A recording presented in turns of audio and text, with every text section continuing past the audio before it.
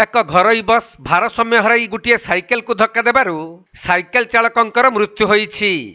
तबे कटक जिला बांकी टाउन स्थित नृसिंह छक निकटरे एहीपरि मर्मन्तुत दुर्घटना घटिथिबा बेले मृत साइकेल चालक जनक हेउछन्ति रणपुर 13 नंबर वार्डर गणेश्वर दलई। एही दुर्घटना घटिबा परे बस ड्राइवर घटनास्थलरू चंपट मारिथिला। आउ अति गुरुतर थिबा गणेश्वर को स्थानीय लोक माने मेडिकल को पठाइथिले भी सेठारे डाक्तर तांकु मृत घोषणा करिथिले।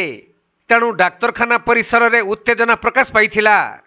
तबे बांकी रे बस स्टैंड नथिबा हेतु रोड साइड को स्टैंड रूपे व्यवहार करी गाड़ी रखंती।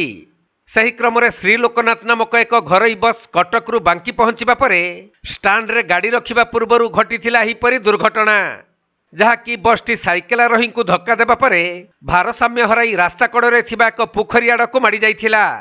हेले सौभाग्यवशत पूरा बसटी पोखरी को खसी पड़ी नथिबा बेले बसर कौनसी यात्रींकर किछि क्षति होई नथिबा जଣା पड़िछि।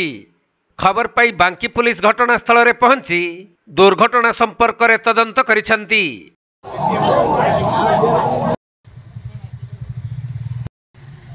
जणे मरिगला जणे मरि जाइछु गाडे।